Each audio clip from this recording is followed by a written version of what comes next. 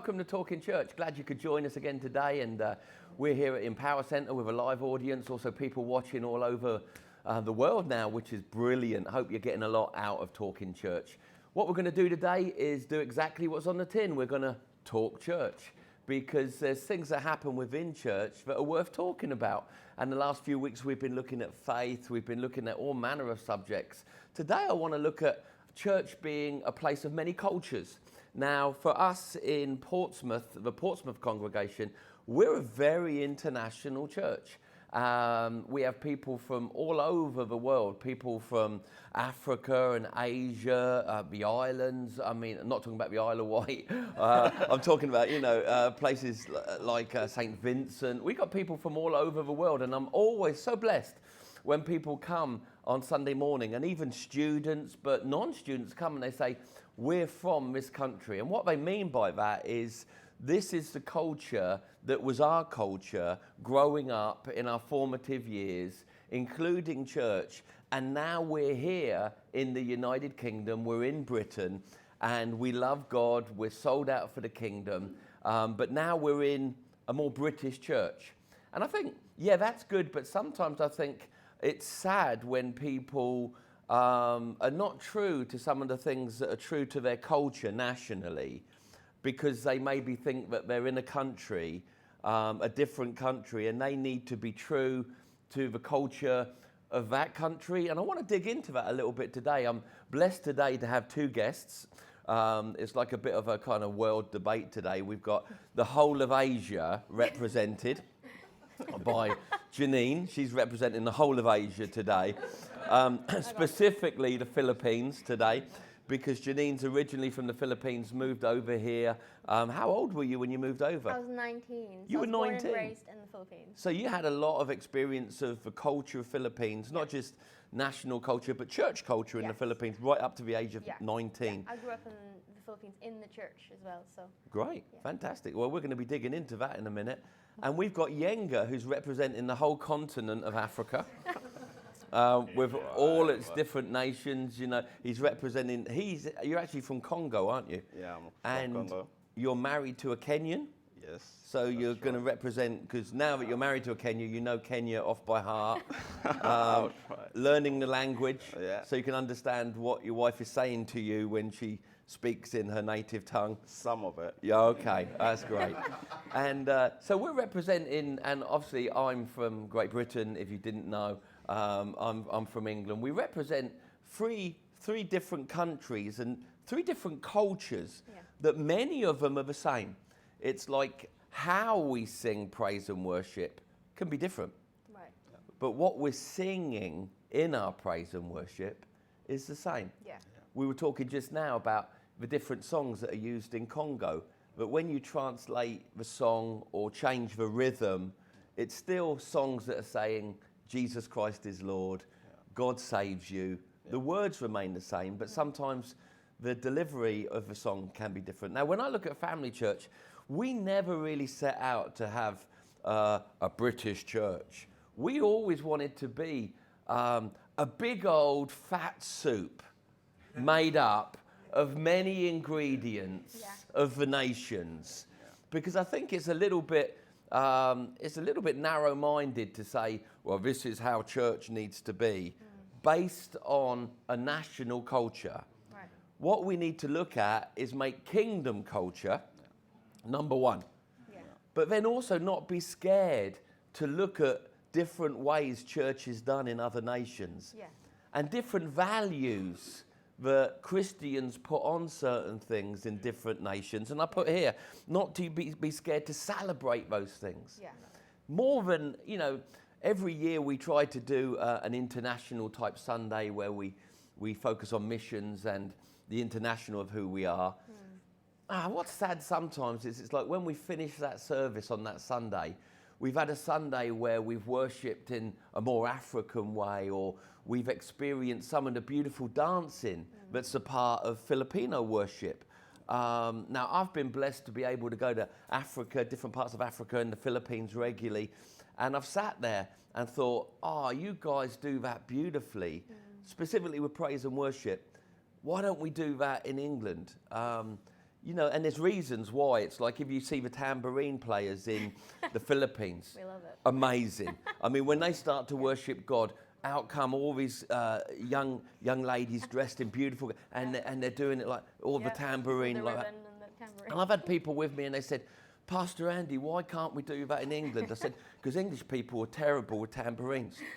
I mean, coordination, give them an ice cream, like put it in their head. They just can't, you know, and I'm like, no. So we ban tambourine playing in a lot of our, but when I see it in the Philippines, I'm like an avid tambourine supporter, you know, and, you know, again, we're looking at praise and worship. Some things are different. We're going to look at some stuff beyond praise and worship. Again, with Africa, I've always been like, you know, if you go to a service in Africa, and I know this is true in every country of Africa, when they start to praise God, they don't sit there quietly. They don't sit there. It's like when they start to praise God in Africa, the whole room begins to pulsate, the whole room begins to move, and the ladies begin to make these wild noises of praise, and they're shimmying out of the eye, and suddenly you're looking, you're like, this is wild, and sometimes I look out on Sunday morning, and I'm like, why are you sitting there? You know, you're from Kenya, is it something we're doing? Right. Because if it is, I want us to stop doing that. Is it something that's a conditioning? And I had a massive breakthrough on Sunday. I spoke to a young, well, he's not young now, it's Nacho, if he's watching. He's older now. He was young when he first started coming. Yeah. Old boy now, old boy. And I said to Nacho about this, and he said to me, well, Pastor Andy, it's not so much about them feeling suppressed. The beat's different. Sure. Yeah. And I went, brilliant answer. They said we can't, what he was basically saying, translated by Andy, is we can't hit our praise groove with the Western style of praise and worship. And I sat there, I went, that really helped me, because I hated the thought that people that were originally from Africa in our congregations didn't feel that they would be celebrated or embraced for praising or worshipping like they did in the country they were born in. So that really helped me. All right, let's dig into this a little bit. Janine, let's start with Asia. Remember, you're representing the whole of Asia today, so be careful what you say. Now, we're zooming in on the Philippines. Growing up, age of 19, you came to England and you became a part of a Western church, as it would be termed. What's some of the things that straight away became different? And again, don't be afraid to go, I missed this. Sure. That's what we want. We want honesty. We want to know what we're dealing with here. Some of the stuff that you went, you know what, I love what's going on here in the Western church, but I kind of miss this aspect that I grew up in. So I was born and raised in the Philippines. I grew up in the church as well. So that's all I've ever known. I've been a Christian a long time. When I moved to England, Family Church, the first church that I went to, I loved it straight away. I felt at home. It really did feel like family.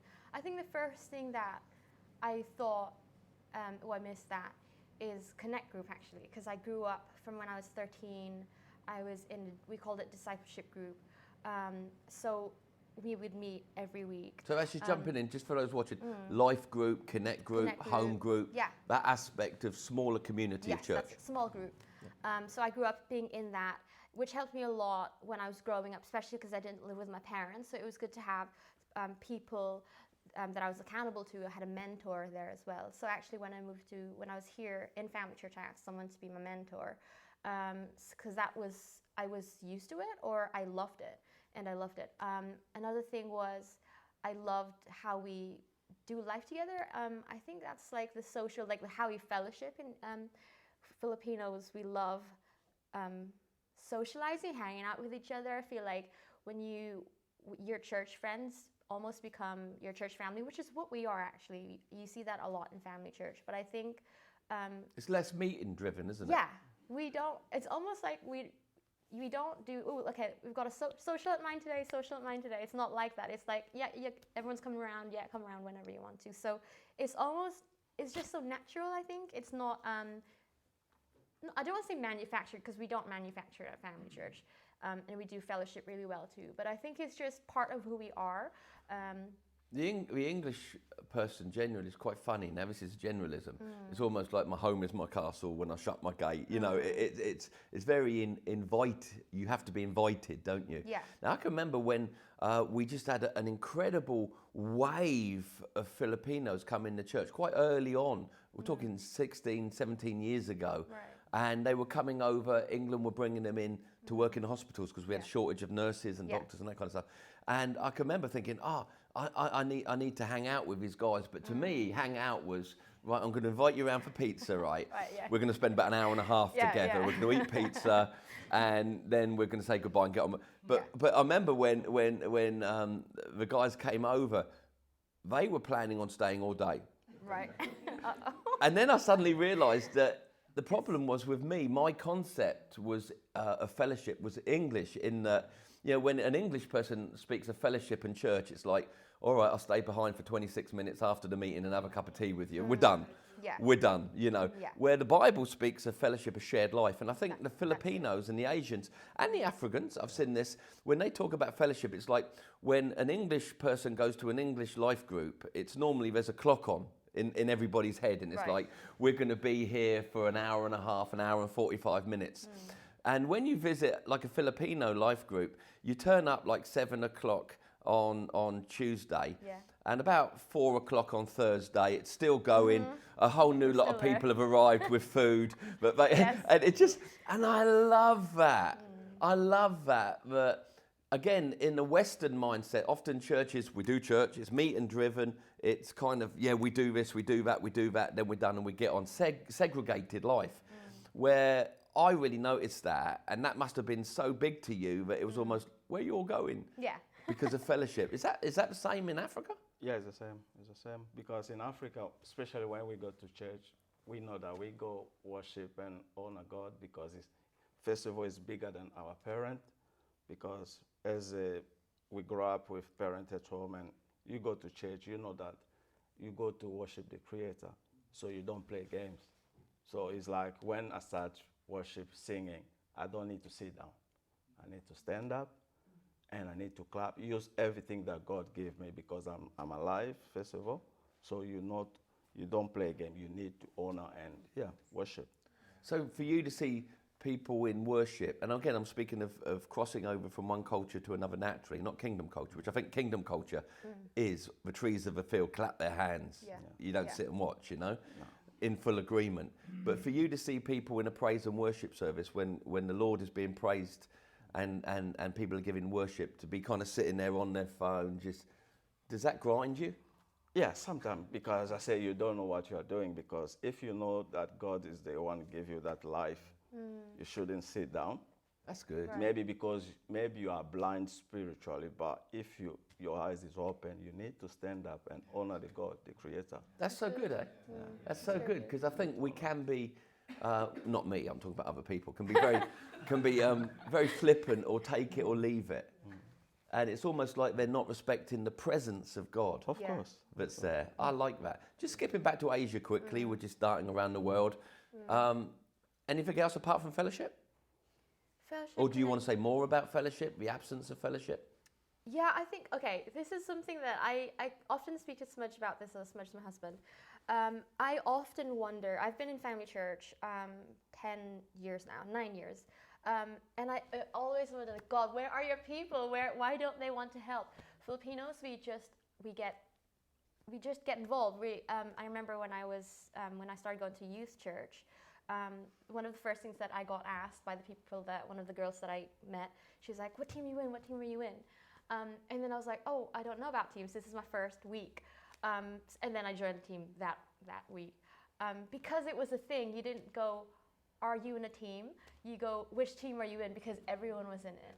So are you saying that serving is more natural in that culture? And getting involved. And I think, I don't know, without going too much about our history, I wonder if it's because of our, we just had help somehow.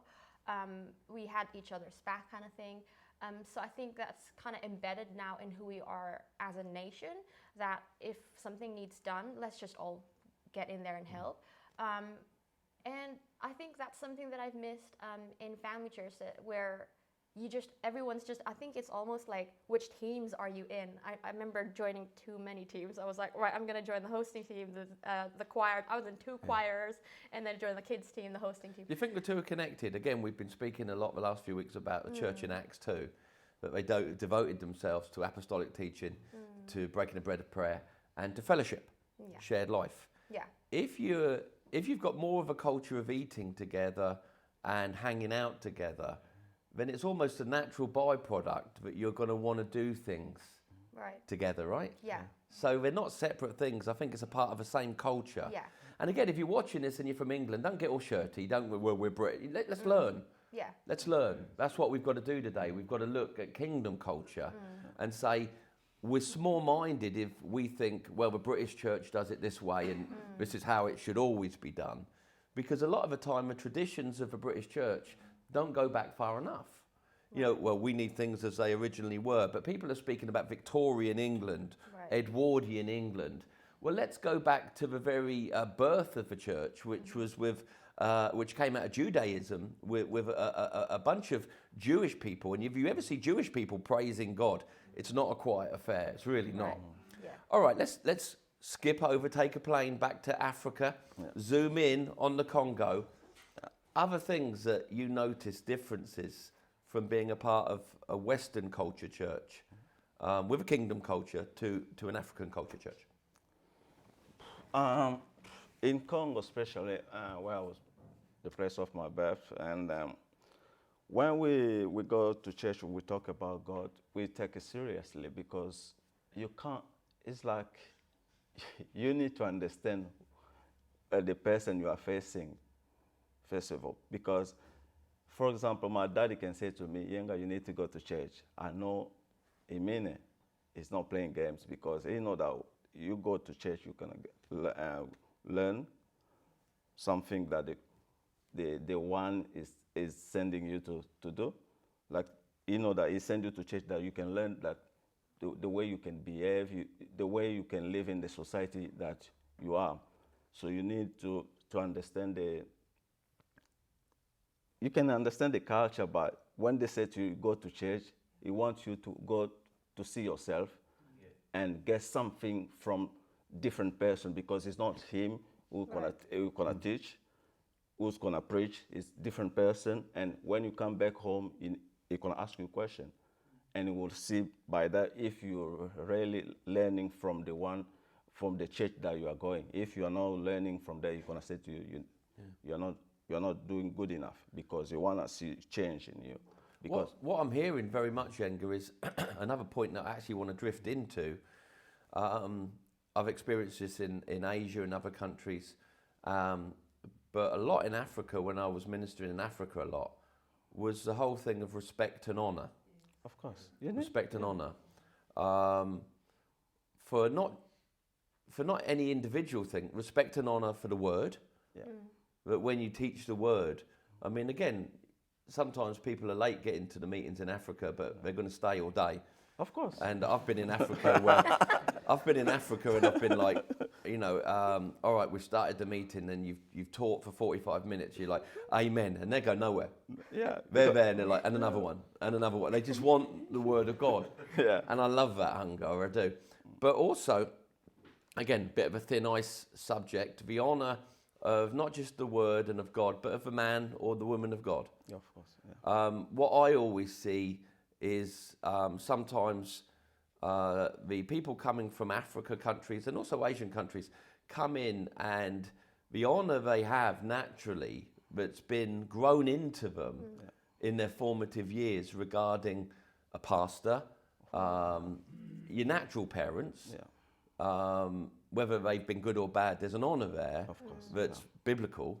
But the honour towards the pastor, the man or woman of God. Now, I know this is thin ice because some men of God have used that wrongly and used the office of the apostle or the pastor for stuff it shouldn't have been used for if Christ is our model.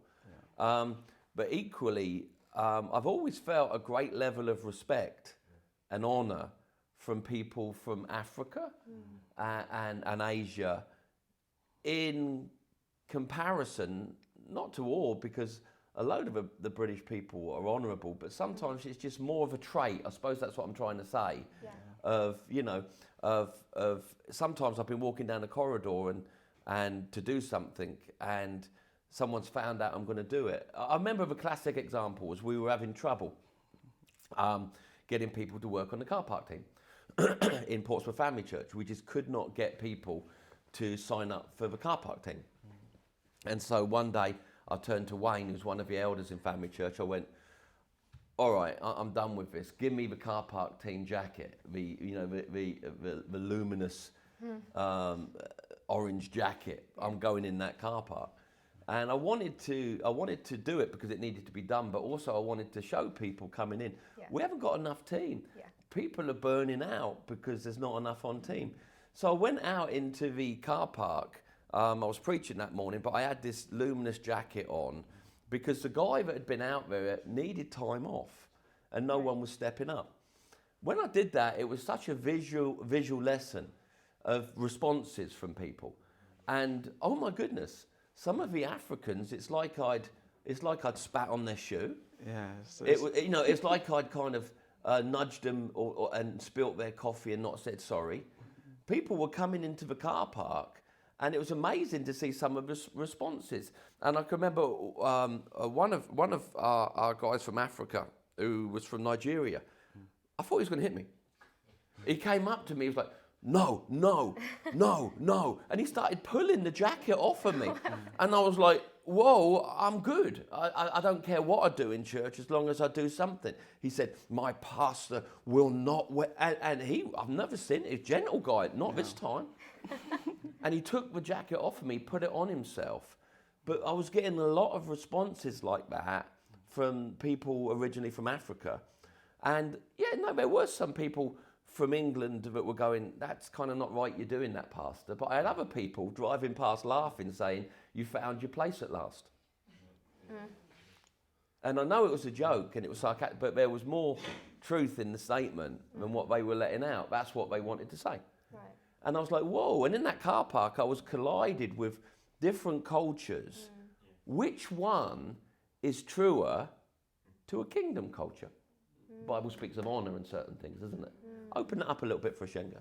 Yeah, because as a pastor, for you to see you go to the car park, do the thing, we are not going to tolerate that in Africa because we know that you are men of God. Your job is like to seek God's face. We need to give you time. You need to go there to seek God's face so that you can bring the revelation that God gave you to us. Yeah. So for you to see you going to the car park, we are not going to tolerate that. That's good. Like me also, I'm not going to. I would say, no, this is not your place. It was an aggressive annoyance. Yeah, it's right. It's the way we are. So that was not your place. Your place is just give us the revelation that because you are a man of God. We know you are a pastor, so we're going to wait from you. Okay, so someone's watching this and maybe they're from Europe or from England, they're going, that's the guy needs to pitch in, like everyone needs to pitch in. Who does the pastor think he is? No, you need to grow up. You need to do I'll say that again, I like that. You need to grow up. There you go. Yeah, you need to grow up. So to see the pastor go to the car park and letting people come in, no, that's not good. Because a pastor will never share on this stuff. But Ephesians says that the offices, the pastor, the teacher, are gifts to the church. That's what it says in Ephesians. And I always think that God watches how we treat gifts. Yeah. And how we treat gifts. I know as a parent, how my kids treat a gift I give them will determine what gifts they get next. And that seems to be really a part of what you guys do. An honour for the word, an honour for a meeting, honour for men and women of God. Yeah. Is that kingdom culture? I mean, looking at the live audience, is that an African culture, or do you think that's more kingdom culture? It's kingdom culture. Kingdom, definitely. Janine, what's things like in Philippines when it regards the man or the woman of God? Yeah, you know? I wouldn't personally in the Philippines. It's not unheard of for the pastor to do something like pick up the rubbish, but you want to like Yango was saying, it's just all about releasing them to do something that they've been called to. Because I for example, on that Sunday morning, that you were doing car park, I imagine God is using you as the vessel to carry that message that He's given to us, not me. So why don't I welcome the people, and you do, and I release you to do what God's called you to do. So 100% to me that is kingdom culture, and I think we see that in family church, but obviously in countries like in the Philippines and in Congo, we really do esteem the pastors. Not too high that they're like in a higher pedestal than normal human beings, but that we just really recognize what is on them, the anointing that is on their calling. Stop there. You're honouring what God's put on them. Yeah. I mean, and in doing that, because some people would look at it and say, well, you know, give honour where honour's due. The Bible teaches that, but some would be, they're just like us. But what you're saying is the honour that you're giving is for the person, because there's respect in that, Yeah. but it's for what God's put on the person? Yeah, that's right. Good. Open that up more. So, yeah, I think it's just recognizing that it's not that I'm different from you in that you're Andy Elms and I'm just Janine Smith, but God has put a calling on you that is, like, I want to say it's actually heavier or more, because I don't want to do what you have to do, because it's a bigger responsibility. So to me, just using that picture again of welcoming the people in, it sounds like, to other people maybe who don't understand kingdom culture, or who don't come from cultures like Congo and the Philippines, it might sound like, oh well, he just doesn't want to do the small things. To me, or to people who understand kingdom culture, I'm like, no, I'll do that, because that's less responsibility than what he's got. He's got to really hear from God and deliver that message clearly. And so I think it's just understanding what is, like he was saying, if you have that thinking where, oh yeah, he's just the same as us, he should be welcoming people, he's right, grow up, because he's the same as us, but he has got a calling that is not the same as what we have. So release him to do what God's put on him. I can remember I was doing a lot in Africa back in the late 90s and stuff like that. Whenever I went to a meeting, just to give context to those who haven't travelled, whenever I went to a meeting, people nearly fought over who would carry my Bible into the meeting. I'm serious. And to me, I mean, I was a fruit and veg salesman from Cosham. I was like, no, I can carry my own Bible. I'm good, you know. I'm good. But it wasn't a case of, it was an honour. Yeah. It was an honour to carry my Bible as the guy preaching there.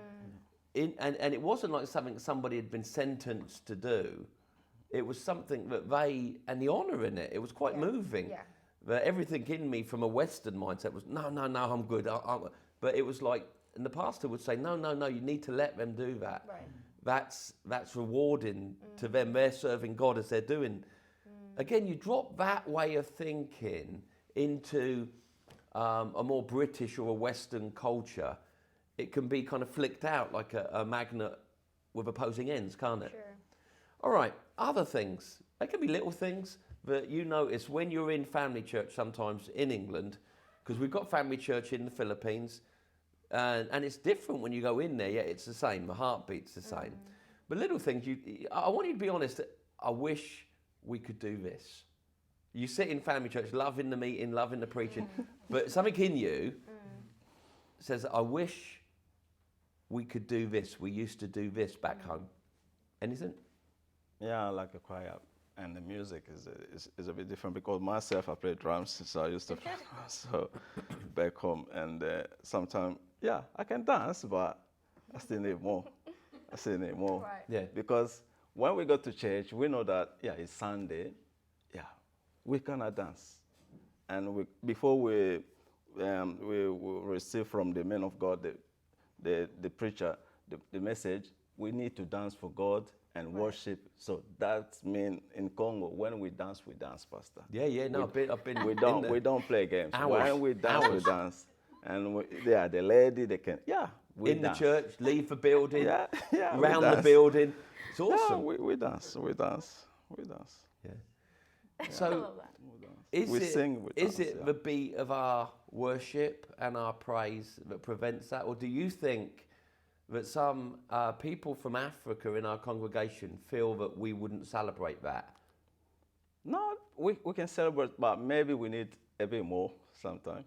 Okay. Or yeah, we can have a, we can open up African set like worship team and or choir. I even asked Pastor Stu one day. I said we want to sing, and yeah, we're gonna sing in our. Stu, he asked you. The man asked you, Stuart. Yeah, Stuart's like. Well, whenever we've done a choir in family church, you're in it, aren't you? You love it. Yeah, I love it. Yeah, I love it. And yeah, my wife is still telling me you're gonna sing on your own, but I say yeah, I don't mind. Well, we're going to leave time at the end for you to give us some specials today. The people are phoning in and texting in now. We want Yenga, we want Yenga. There's a chanting that's starting in the background there. So we'll see how we go with that. I like that, though. Thank you for that honesty. And again, these are conversations that would be good to have. How can we, and to me, family church isn't English or African or Filipino. It's a big old soup. You know, if you make a bowl of soup and just stick chicken and some ketchup in there, it could have some nutritional value. But it's when you start adding the herbs. It's when you start adding a bit of this, a bit of that, a little bit of this. What if we could open up our minds a little bit more? Now, I know that some of our congregations in family church really haven't got much of a population of people from other nations, but I'm speaking specifically to those that do, maybe other churches that are watching, and you look out. For us in Portsmouth, I think we'd be about, let me look at Stuart, always gives me correct facts, about 50% international. Stuart's nodding. Wow. We're about 50% or more international, That's amazing. which means we've got to be courageous enough Right. to look at the demographic of what we are as a church and go, let's make sure the best we can, everyone's having the best experience this morning. I know we've got one of our pastors, Charlie, is originally from Korea, and you'd probably have a whole nother set of things that were in your formative years really drilled into you in a good way, respect and honour and certain things. And you're probably nodding with a lot of the comments here, right? Yeah. Cool. Other little things that you think, oh, I wish family church would do this sometimes. Come on, spill the secrets. We already do it. We have connect groups, but I think that Filipino in me, or I grew up in the church doing this. It's just that, like, come on, small groups is so good. I feel like here you have to convince people why they have to do small group or why it's good. Whereas in the Philippines, we knew it was good. And again, I don't know if that's to do with just that we are so family oriented, so we understand what it's like when you belong in a group and you have that accountability. But I think that's definitely something that over the years I've seen or I've noticed in me, like that, like, come on, I just want people to get why small group is so good. And then out of that is that you naturally want to do life together. Oh, I do set up. Do you want to come set up with me? It just, like exactly what you said, it just kind of flows out of it naturally. It doesn't then feel like, oh, I can't because I've done the social last night and then we were connected with the night and then I don't really want to do setup. It's just all. I mean, big shout out to your mum, Natalie, if she's watching. Yeah. She's such a bringer. Yeah. Such a bringer. You turn around and the other Sunday she brought 8 nurses from and got. Love that. But again, from work. she's doing life with them, Yeah. and she's saying, now come with me where I'm going. And again, that's true to being African culture. It's, Yes. I suppose what we're looking at, are we saying that sometimes British church loves to organise things to the point that they shouldn't be organised that much? Right. Because sometimes in organising things, I think sometimes we can take the natural life out of things that make things natural. Yeah.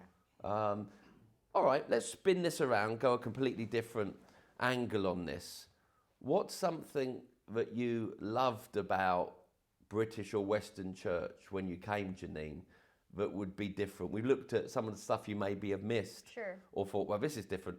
Was there anything about the way that we do church in Portsmouth that you said, I love the way they do that? I love, and this is going to be funny because obviously Yenga's just said, come on, we need to dance. I love how jumpy family church is. Jumpy. Yeah, jumpy, bouncy. So so in the Philippines where I grew up in, there's lots of different churches in the Philippines, obviously, and there's lots of just different, ways to express. They're not jumpy, are they? Expressions. No, the church that I went to, you just didn't really jump. So coming to family church, my first Sunday here, people were jumping. I was just blown away. I was like, this is okay. And I loved it. That's straight away. I was like, this is how it should be. We should move and dance. That's exactly what he was saying. That's so funny. Didn't we have an interview once with a paper?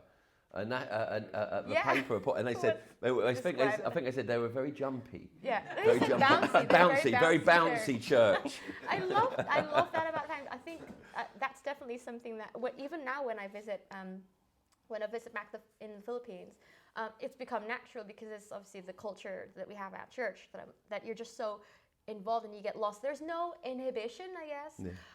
But also on the flip side, it may be that Filipinos are just so formal and we like our formalities. And again, that's a cultural. It's just culture. Yeah, it's not really wrong or right. But let's look at a big chunk of England. You can't get more formal than some streams of English church. You won't read off a book. Any more formal, you're dead. Yeah. All right. Any less movement, you're calling the ambulance service. Are they still with us? So, some of that formality, again, your experience of church would have been mainly family church. Yeah. Where, again, even within England, the expressions and the cultures of what church is can be very vastly different. But again, African churches are bouncy. Yeah. They're shimmery. Yeah. Oh, yeah. They're groove. You know what I mean? Some of the moves. Of course. Some of the moves. It depends on the beat. Yeah. So you just get into that God beat. Yeah. I used to love when I was doing crusades in Zambia. And again, when you went into praise and worship, it wasn't too fast songs, too slow songs. You may get up to preach about 11. But you didn't want to because I'd sit there and watch the ladies just coming out. And again, was it just dancing? No, it was their worship. Yeah. It was their way of expressing, God, we're going to praise you with our bodies. We're going to praise you. And I mean, babies strapped to the back, nothing, awesome.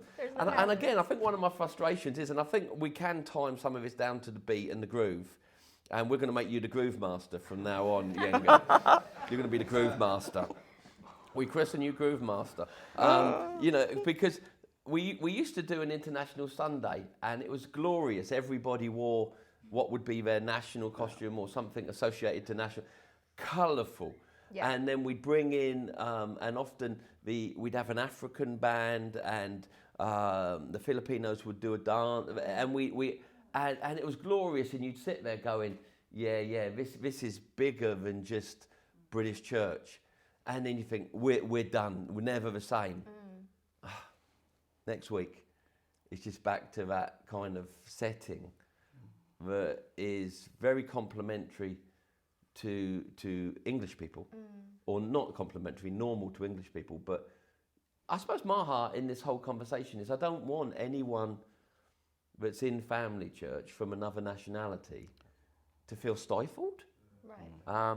And that answering about the beat really helps me, because my alternative was, are they not dancing because they don't think we'd approve? Right.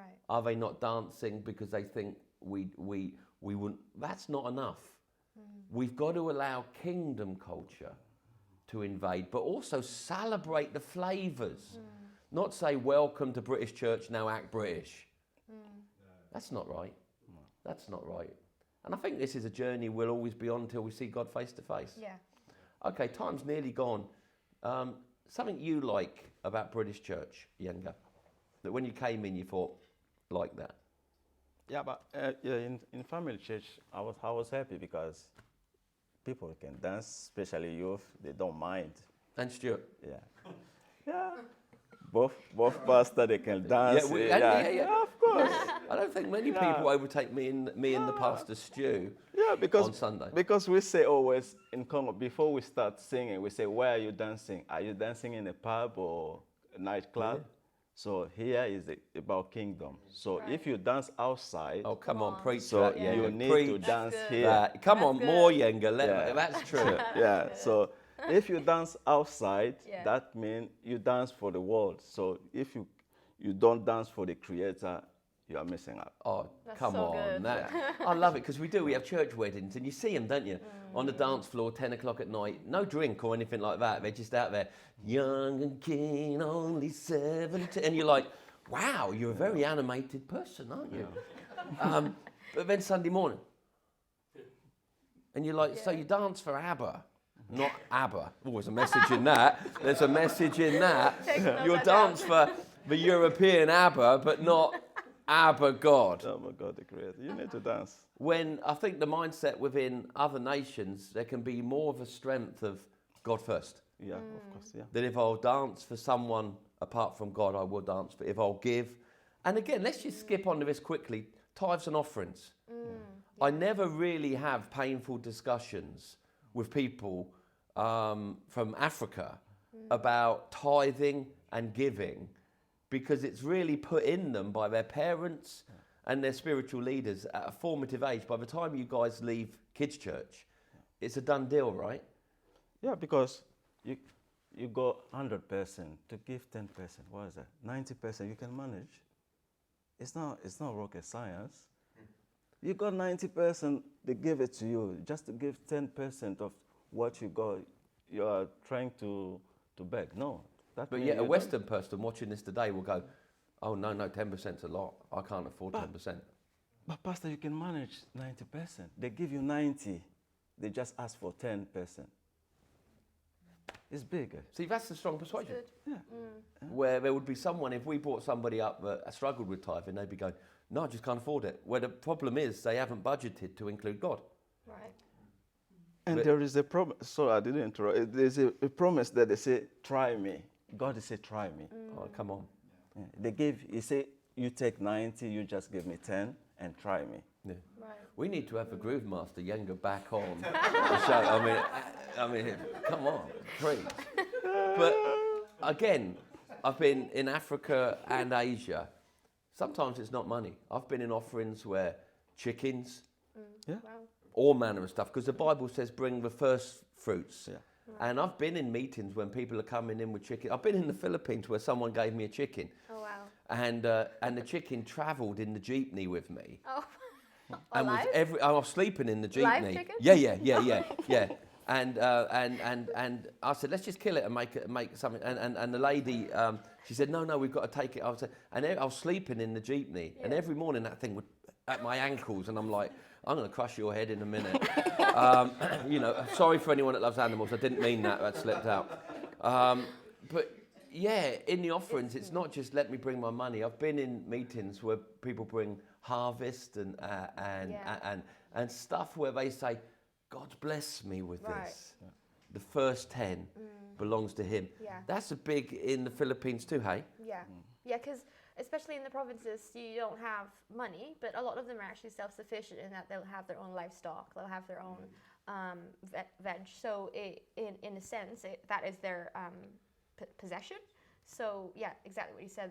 It becomes literal to them. The first crops, that is then the offering. So Mangoes. the mango. When it's a mango. Oh, that's a good day in that's church good. when That's the a good mangoes offering. That's come. going beyond. Yeah, that's a good day. Yeah, so it's not necessarily the money to them because they don't need the money. They have the livestock. They've got the food in their back. And they garden. trade in Africa and Asia. A lot of the time they trade without money, which means the stuff that they're growing, the livestock, is a commodity within villages and stuff like that, where the pound or the dollar wouldn't really be. I mean, this is interesting, eh? A good conversation. We could, even within the Western culture, you could include different cultures. It's like if you speak to some Americans, how they do church and the values they put on things in church are different to what the Brits do. Yeah. Sometimes we look at stuff that Americans are doing and we're like, that is so cheesy to us. But to them, super value on it. We look at some stuff that Americans would do and we go, well, that's just religious. Where to them, it's, and again, I suppose it's reaching that point going, how's the heart? How's the heart here? Can we see ourselves as a kingdom of people outside of any national kingdom? can we dare to say that the church is not British or African or Asian, but the church is a kingdom of people called out of darkness into light with many expressions of natural culture that are beautiful, full of flavour, that if we dared to make church more of a casserole, more of a soup, we could actually all get more flavour out of what church is. Hey, good conversation. Thank you, Janine, and thank you for Yenga. Yenga, we ran out of time. No time for the song this week. I know you're gutted. But we'll get you back. We'll do a special Yenga Sings, the Groove Master Sings. He'll have his own portion.